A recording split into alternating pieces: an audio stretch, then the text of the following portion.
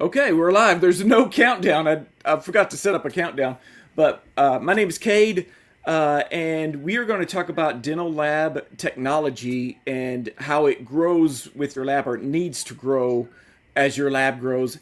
And as more digital stuff comes in, we're all affected by digital stuff no matter what size lab you are. So we got some really great people on the panel today to discuss every aspect of this from spec work computers and what they can handle all the way to servers and cyber security and internet. We're going to be talking about hitting all those important points. So this idea came from Brandon. I'm going to introduce Brandon. Brandon's Cottonwood Orthodontic Lab in Utah, Salt Lake City area, and he considers himself. I'm a small lab, just my wife. Brandon's, you'd say you're a medium lab. Yeah, we are 24 employees, and I'm freezing on the screen right now. Do you guys see me okay? Is this working good? Yeah, I can hear you, so that's an important part. Okay, I'm delaying. So this is the exact thing I want to talk about. Once we start doing these kind of things, I mean, this is a $1,600 laptop I'm working on right now. I thought I bought it and had all my bases covered. But I find that what I want to share is my journey and my personal journey about where we went with the hardware and how I got there, and how hard it is sometimes to understand what you're buying. Sometimes it feels like another language. So I think also we're going to talk about storage needs and how to really scale these things, right? Yeah. And so our rest of our panel is we got Mike Wright from ODL, one of the largest labs in the United States. Like, how many person lab do you have altogether? I don't know. It depends on the day sometimes. Probably depends. 70? 70, yeah. Okay. And that includes... That's everybody. Wire benders to digital designers and everybody. Yeah. So we all know... Michael, he's the progenitor, I guess, of EasyRx, which is a very important software for a lot of us ortho labs out there. So he's going to have a lot of knowledge on this. The other person on our panel is Jeff Player of ProTech Dental Lab in Vancouver.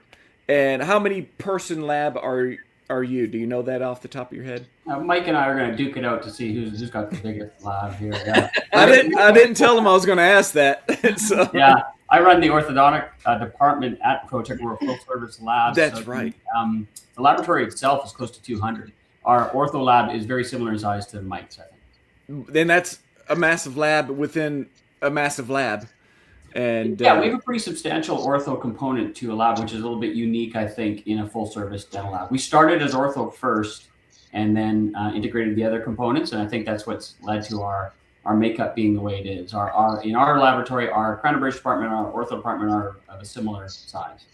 You know, and that's going to be interesting, your perspective, because there's different software for, I call it general dentistry, but CAD-CAM and, dentures and everything like that. So you got to apply. I'm sure there's just a handful of software for ortho labs, but dental labs, you got a whole cornucopia of softwares to choose from. And so we'll throw it back to Brandon. Brandon, I have a quote from you. Let me go back to my quote here. We bought the most expensive computers that should have worked great, but once multiple programs open, everything bogged down. So, like, why hardware matters more than ever is kind of the topic of right now. It's such an easy game to kind of give up on because it gets so confusing and it feels overwhelming. And you assume that you're just buying this gaming computer that is expensive relative. I think we spent $1,800 to $1,900 on our first two computers, and this was 5 years ago. And you can see I'm not freezing right now, for example. Yeah. I actually stopped my AI. So this is the perfect example. This is one thing that I'm learning is how to start managing these things. But my employees are often working on multiple softwares. They might have Adobe open, they might have 3Shape open, and Mesh Mixer. And what we found was what we thought was not sufficient to operate these things, and they would freeze. And the worst thing is that they crash, and then you lose your work. And we don't have as much software. You mentioned that, like Jeff's got the slew, but we work on 3Shape a lot, and man, make sure you hit that save button a lot, especially if you don't have specifications. So that's yeah. Well, we went down that road, and just to sum it up, we thought that we were buying these gaming computers. We had, at the time, I think we had 16 to 32 gigabytes on some of these computers of RAM, and that just didn't seem to be enough. Yeah, y'all were just now talking about 32 versus 64 gigabytes of RAM. And I just upgraded mine from 16 to 32, and it helped out a lot just with internet-based programs. So that's interesting. I believe it was Jeff. You were talking with Brandon about y'all. Yeah, our current specs include a 32 gigabytes of RAM, and I think Brandon mentioned that when you get to the DICOM files, it's definitely true. The files are bigger. And as we do more surgical guide planning, it might be important to start looking at 64. But 32 works for us now, and we're a busy place with lots of design applications running. I'd like to preface this by saying I am not the IT expert. But when I asked my IT guy about it, he mentioned that there are other things that can affect performance. The network configuration and what's happening in the CPU versus the GPU. So I don't disagree with Brandon. 64 is better than 32, but 32 works for us right now. And that's our current state of the art. And one of the things that you mentioned yesterday that I'm actually going to start, and there's multiple things we were talking before this show started that really caught my attention. But one thing that you mentioned was I talked to you about how much Adobe slows down my computer, and you talked about you might have your primary program, but there's additional programs running off of that. I forgot the term that you used. It's a suite. It's a suite of programs, basically Adobe, and we use it very sparingly. But again, from my IT guy, well, maybe they're running the entire suite and they don't realize that they're using up way more memory than they need to, depending on what they're using it for. So see what's going on in the background, and maybe you can maximize what you already have if you're finding that you have troubles, right? Mm-hmm. Yeah. So as far as like workstations, Brandon, were you just completely researching? Because there's a difference between like a digital design computer and a data entry computer.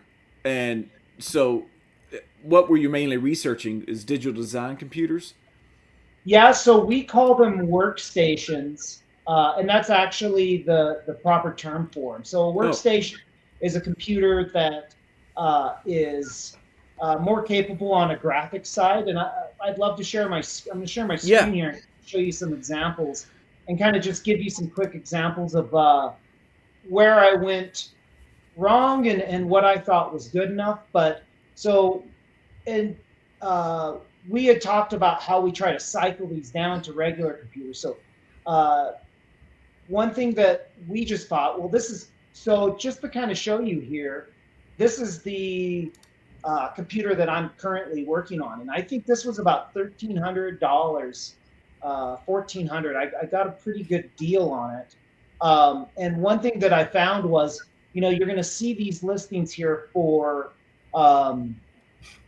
your graphics card. And they all have like different numbers, 30, 60, 40, 70, RTX.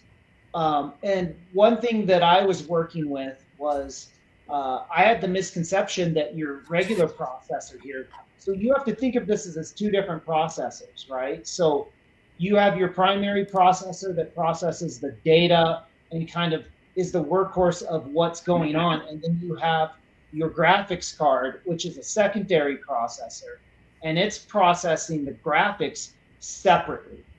If you don't have a graphics card, your regular processor is tasked with doing all of that. And you can have issues with data. And we've actually had some cases, and I haven't narrowed this down. I'd love for you guys to put on this, but we've had some cases where doctors have done designs on their own personal computers that didn't have graphics cards, and we've actually had fit issues. Whoa. Yeah, the model that they scanned, the model that they sent with the work that they did were completely two different models. I mean, we're talking, decameters here, but it was enough to make something not fit. Have you guys ever identified anything like that? And I think that's why it's so important if you're going to get into this game, you've got to have a graphics card. And where do you start with that? Well, I know just with like my nesting software I use for my Formlabs, every time it boots up, I get a little alert from GeForce or whatever saying it's been activated. So just my nesting software uses my graphics card. It looks for the graphics card first before it uses the CPU. So if you hear us use GPU, it's graphics card, and then kind of what runs your display and big programs like that, and then CPU, which is the data cruncher, I guess.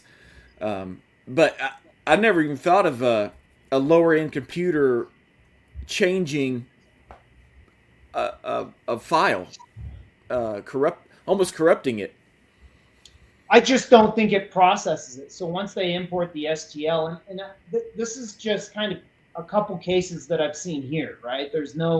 I haven't been to have enough statistically significant number of cases in order to validate this. But we've had about 4 cases where doctors have submitted things, and there's a difference in the model. And this comes back to, we used to have a scanning service before all the doctors had scanners.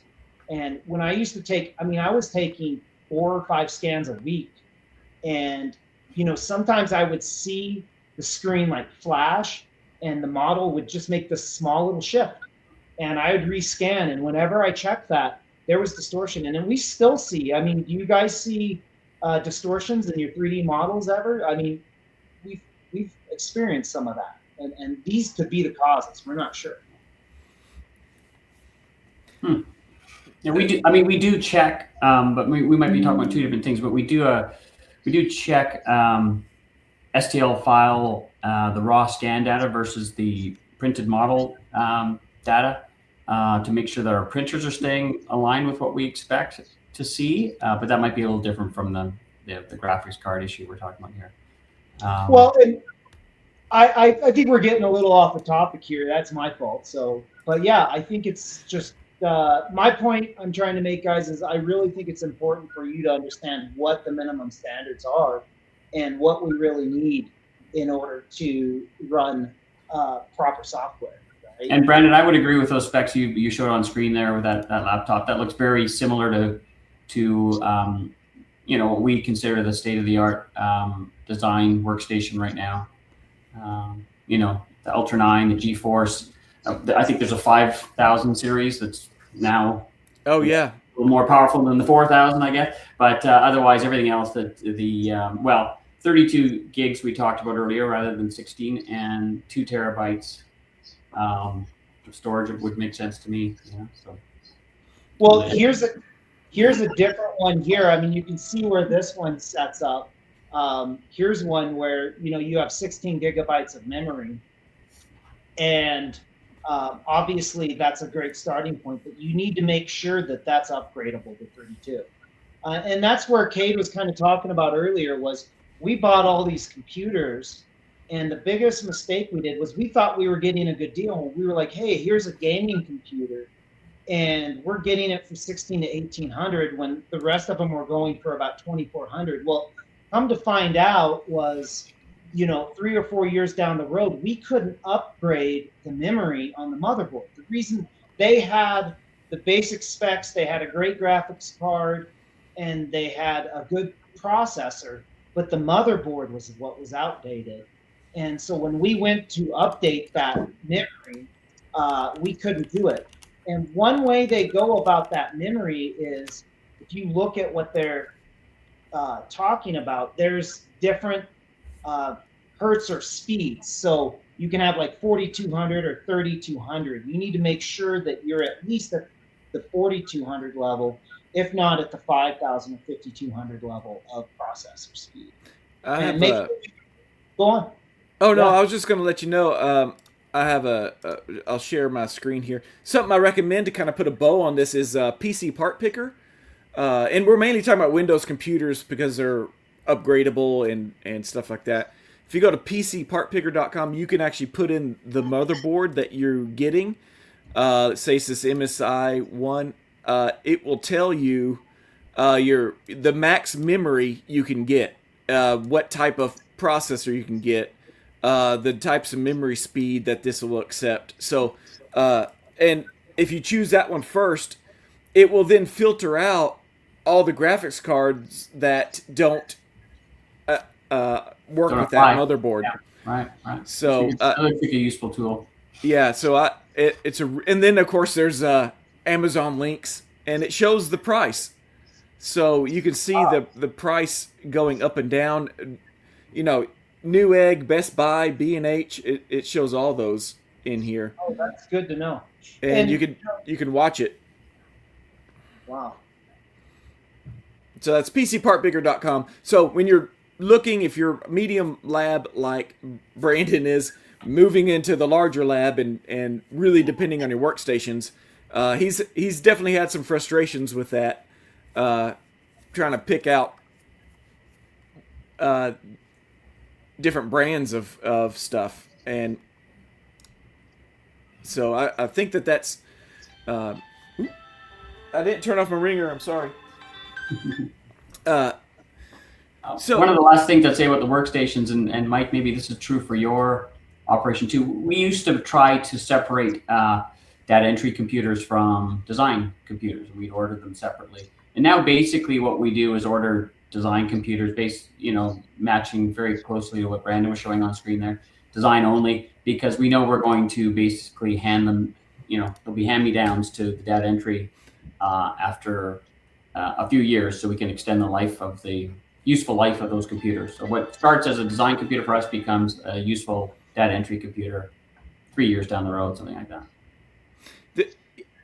You mentioned, I think I wrote a note that you have a 4 to 5 year life cycle with the design computers, and then they get, the hand-me-downs to the younger kids, the data entry. Data entry, yeah, because there's some computers, I think Brandon mentioned this, you have more computers than staff, right? Like we have over 200 workstations here.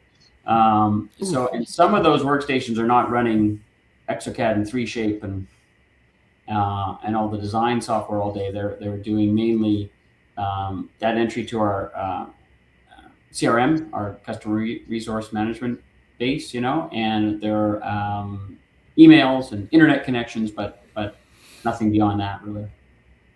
I think Brandon said that he's actually using a Chromebook for some case entry or scanning cases in.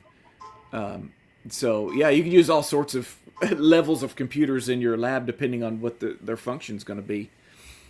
But one last thing is the hard drive, and I think this will springboard us into storage and local storage and offsite storage, but like a hard drive, I believe, Brandon, on your screen, you had what was it? M.2 or SSD, yes. which you're running your Windows on and your programs on because it's just so much faster. Well, absolutely, and we can even take a look. I'd like to just kind of put out there that with what you're looking at, guys, just a couple examples of what I found. I mean, you can go from $2,700, $2,800, or find computers on sale at Costco here for $1,099.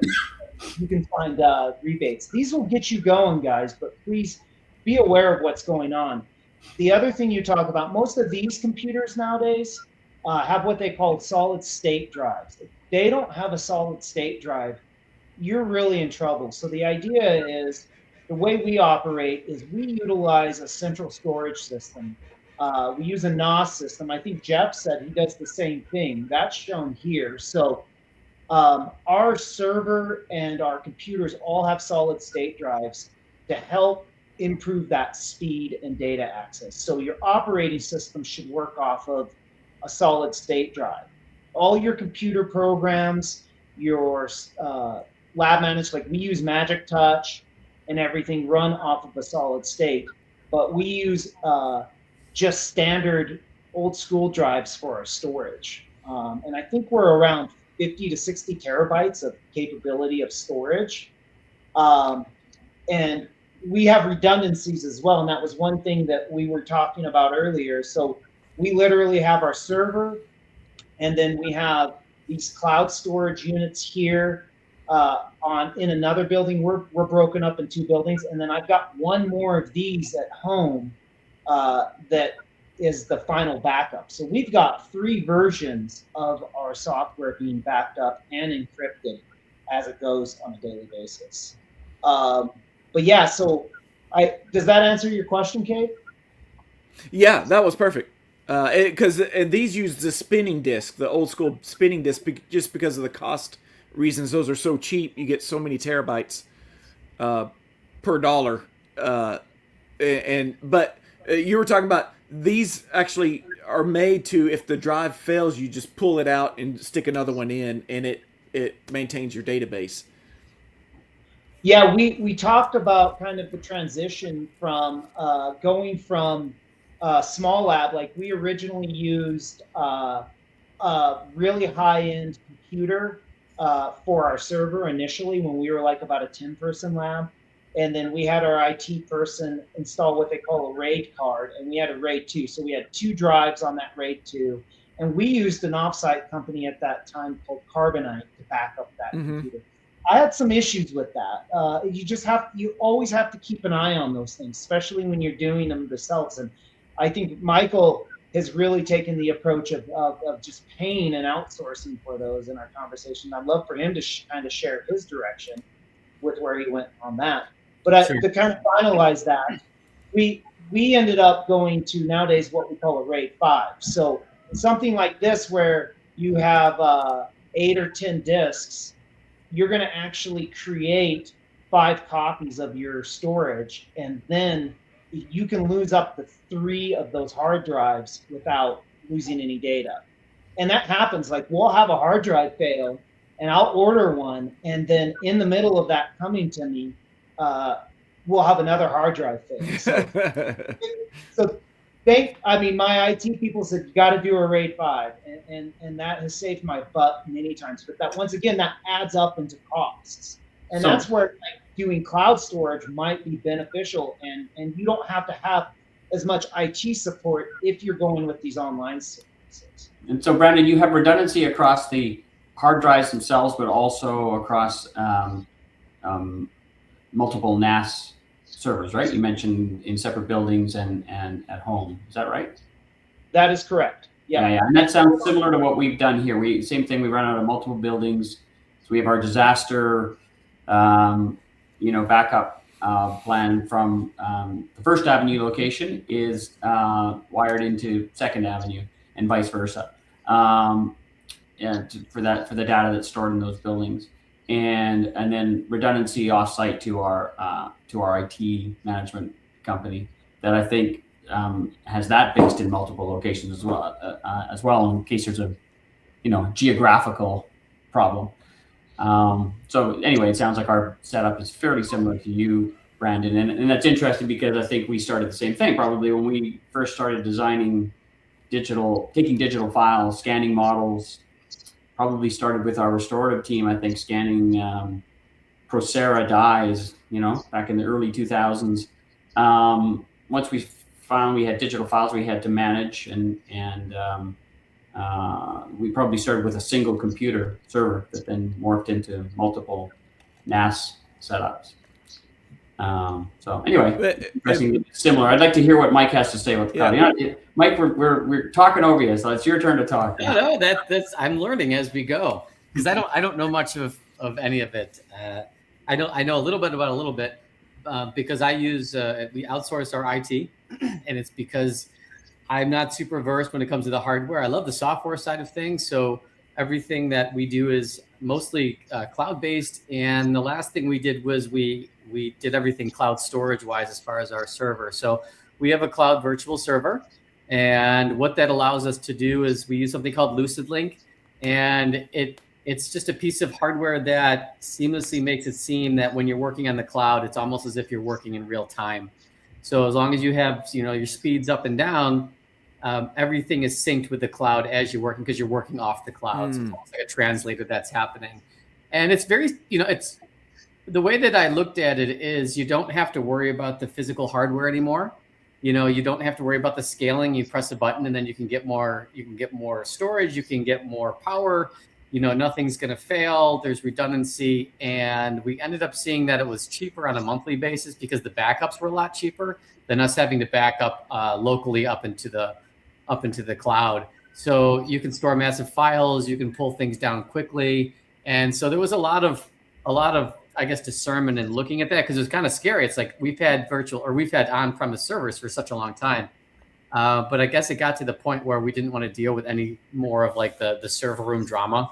Is it going to go down? Is it not going to go down? Is the AC going to work? Is this plug going to unplug? But the other part is, as you're growing, we wanted to scale instantly without having to deal with the hardware. So for me, I'm so busy. I'm tired all the time. I just want to have it manage itself, and now, you put, it's the upfront cost is a little bit, but at the end of the day, it is a little bit cheaper overall.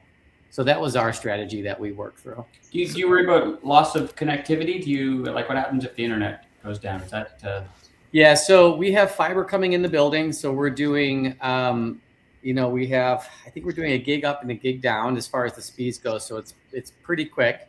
Yeah. And that's a direct hard line into the building. And then if that goes down, we have a backup for Starlink, and then Starlink automatically boots up, and then we have the ability to pull off from the satellite.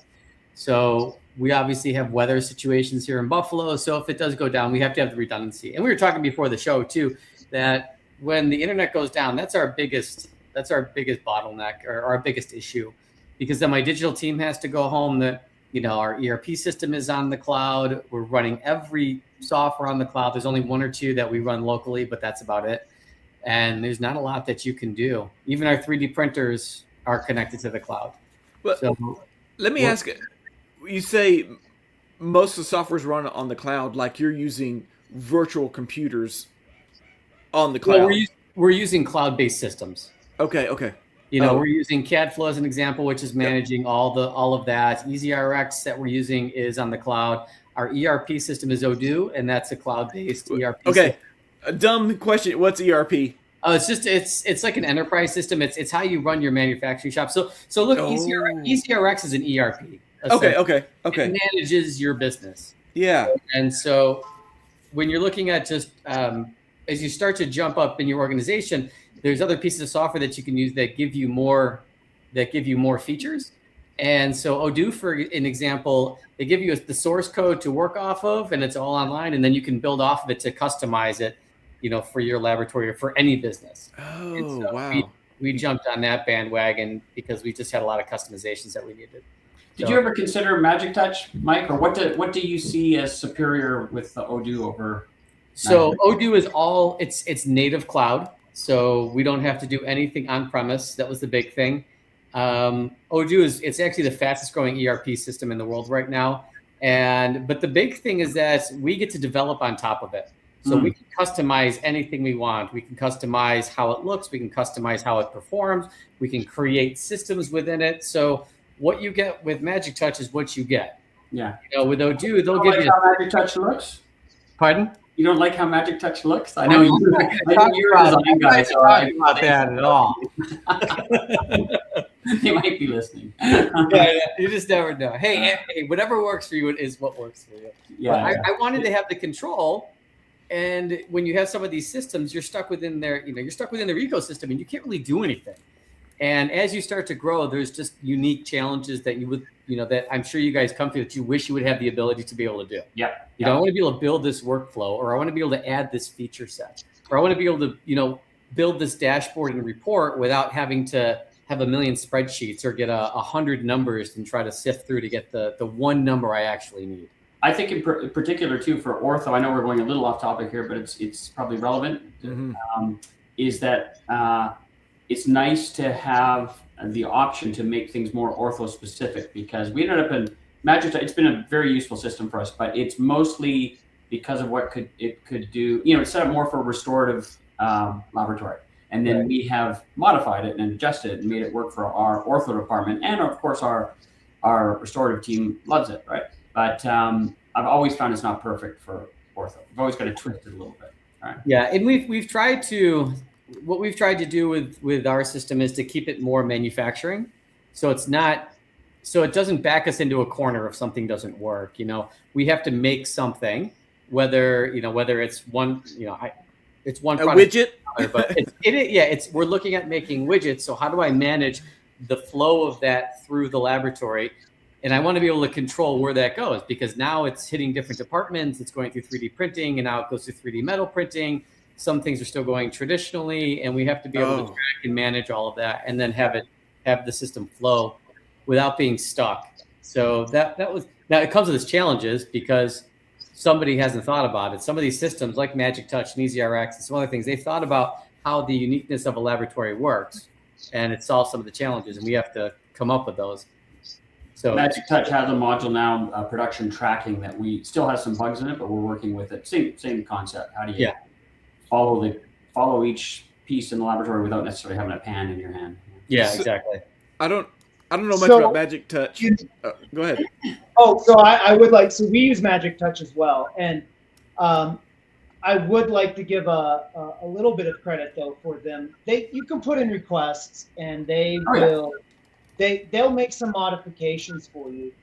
One of the biggest ones that I just had was, and I had to push pretty hard for that. I actually emailed some of you guys, and I think I was trying to get some, because the more people who complain about what they want, the faster silence.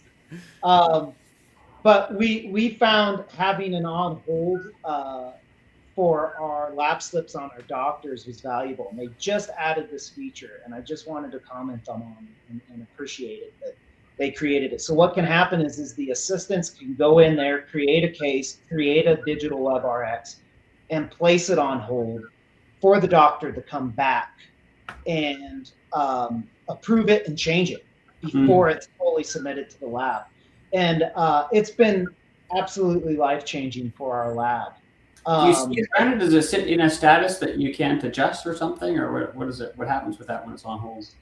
It is a status that they have control over. So they have a separate, I was trying to show it, but once I opened that window, show it, you guys saw me slow down. So once again, RAM on this computer, I do have it ordered. So it does give them an on-hold status, and then they can go in there and they pull that up on saved cases, and then they submit that. And if you want to, I'd be happy to show you that. You can zoom in, and you just need to update it. I think it's out there for everybody. But yeah, I mean, these things are really hard, and I am looking for software that is more customizable. Don't get me wrong, we love Magic Touch, but it's just as far as being there's no perfect system.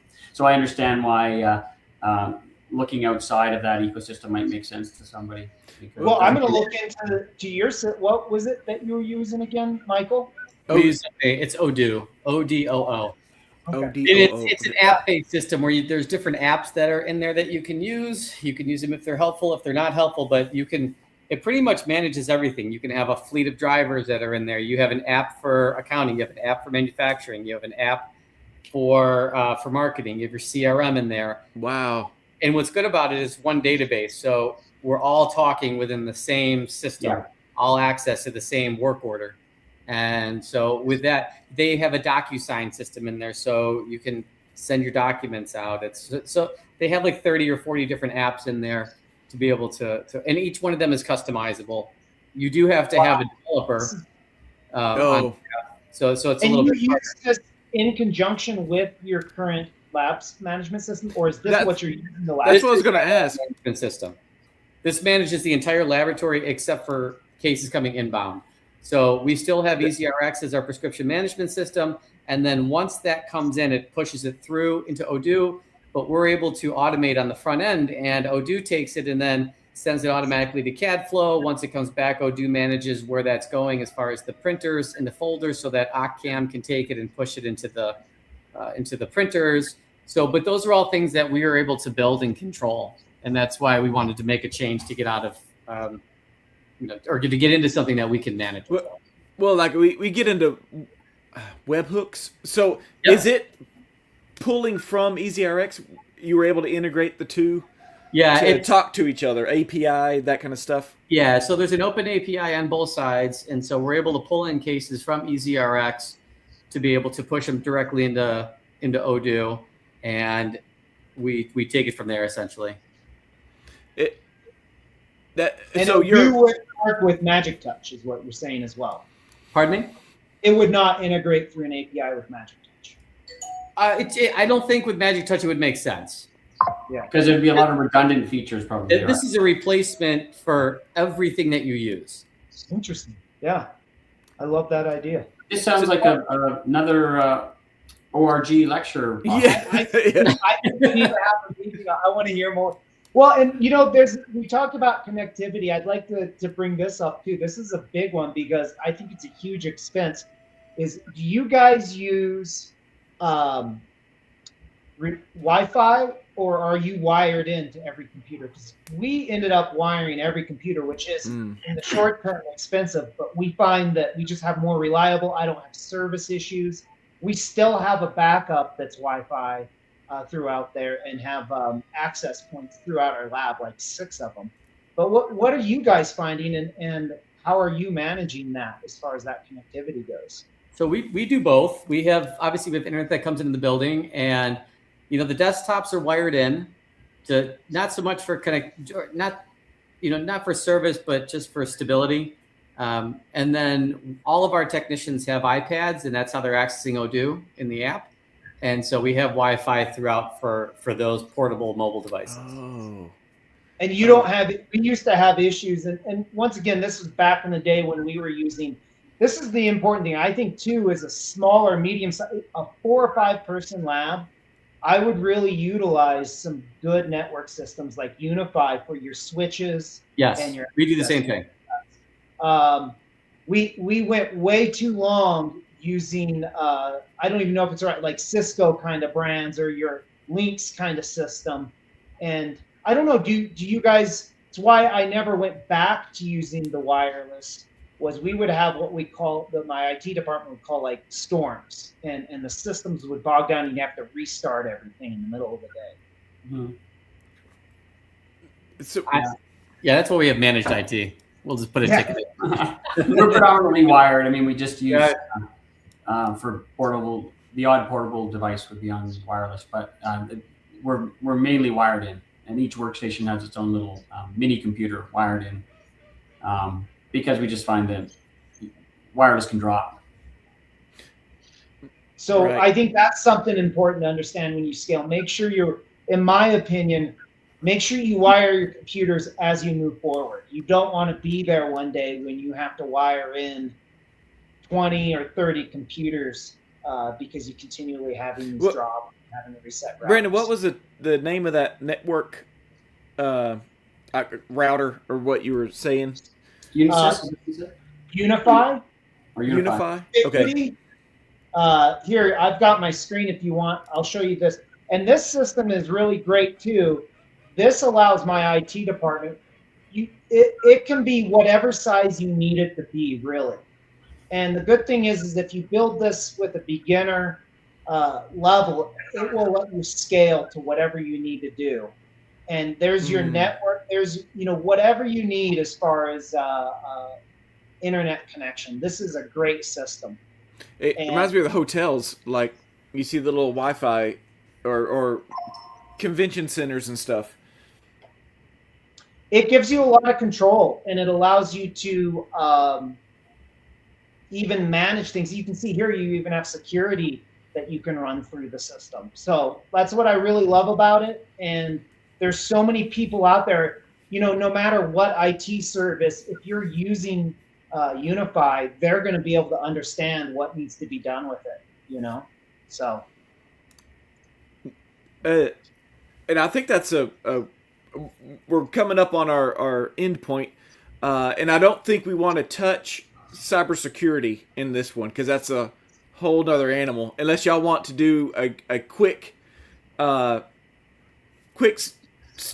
speed dating round on what you're doing for cybersecurity. And we can also include what you're doing for IT. Is it inside your lab? Do you have an IT guy or gal, or is it external? So who wants to start with that? Cybersecurity. I only have one tidbit for cybersecurity, and I said it to you guys before.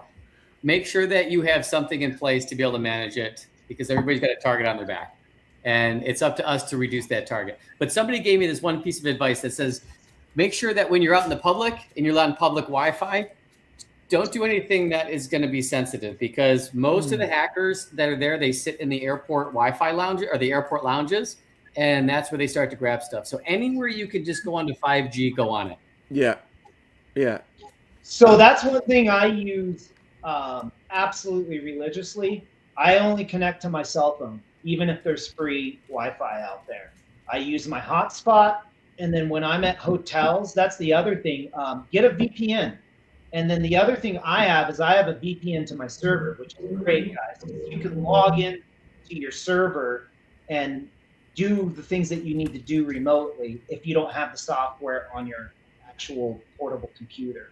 But when you go through that VPN, if I'm at a hotel, I can log into my QuickBooks and see my financials or pull data like that, and I know I'm secure through that. Or you can have a VPN service like Nord, which I also recommend for security and data. So, but it really blew my mind that Jeff had a really, we were talking earlier, I'm really double thinking, and I probably am going to double up on my security. I think, Jeff, did you want to share like your thoughts and experiences of what happened, and that this just is not, hearsay, right? Sure. Yeah. We did have a ransomware attack, basically. I can't remember the year, but it's a few years back, and we were fortunate that we were pretty proficient at backing up all our data. But essentially, what happens is they come in and encrypt your entire database. It just happens, boom, and you get a message that now they want a certain amount of money to unlock all your data. And so we worked at it for a couple of days and utilized the backup to get ourselves back up and running. And luckily, never had to go down the pathway of paying anybody. But it's pretty scary when you come in and all the computers are black. And when you're a big operation and you got to start explaining to customers why nothing's working the way it's supposed to.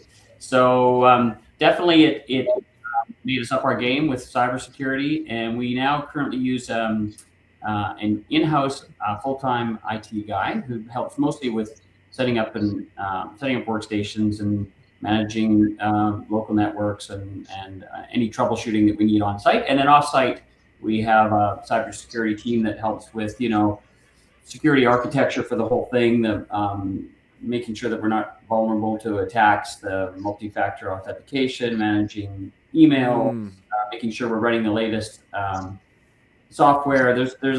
There are more holes in your system than you realize until you get an expert looking at it. So that, I would say, the number one thing is consider some kind of cyber security team to help you manage that, and at least take care of the simple stuff, like don't have all your techs logging into multiple computers using lab 123 as their password.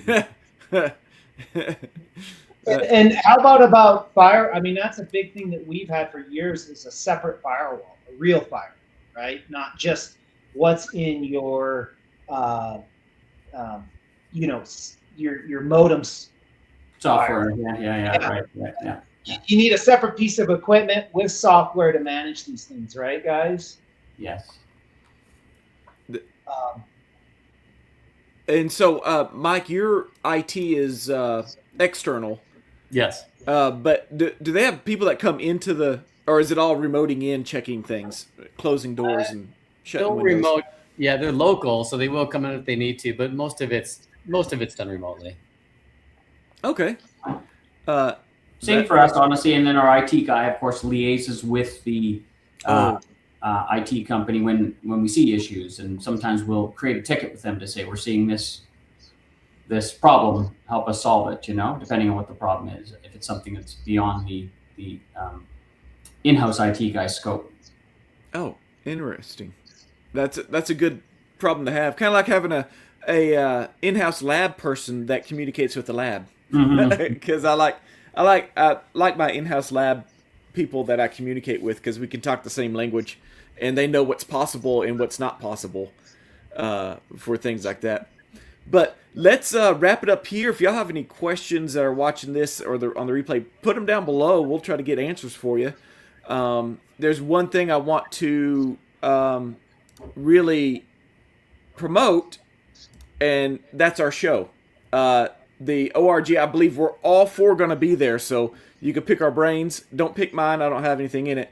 But orthodonticresource.com, you can register for our conference. We have an early bird special going on until January 1st. I believe you get $50 off your registration if you register before January 1st. So that is April. Do I have the date? And it's 100% refundable up to a certain point too. So right, book it now. Get your flights now, and get on board with it. And if you can't make it, yeah, you can get your money back, right? Yes, yeah. So we know things happen.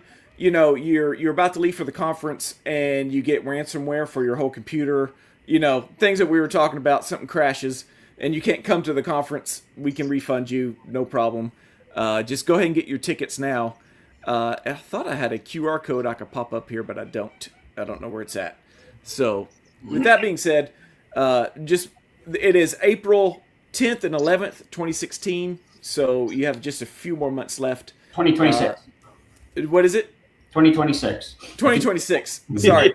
Thank you. Next year. Yeah, next year. Oh, I'll you've just already say missed it. too, I'll help you, Kate. I attended for the first time last year, and really enjoyed it. And I think it's quite useful for labs of all sizes. It's interesting to see such a nice mix of lab sizes and different people from around the country. It's a good event. I highly recommend it. And you're not competitors there. You're gonna have lab owners from all over there. You're not competitors when you're there. When you leave, you are. You know, but when you're there, you're sharing information. You're like just our conversation here, having the same kind of problems, no matter what size lab you are. So, any last words? Thanks for setting it up, buddy. Yeah. Thanks, Cade. Thanks for organizing, Kate. Yeah, Absolutely. definitely. I just sat back and enjoyed and learned a lot of stuff that I need to change in my lab. So, with that being said, I'm going to end it there and thank y'all for being a part of this panel. Mike and Brandon and Jeff, thank you for sharing your expertise with the rest of the world that you have that most of us don't. Thanks, Thanks, guys. Kate. Our pleasure. Thank you. All right. See y'all later. Say, bye.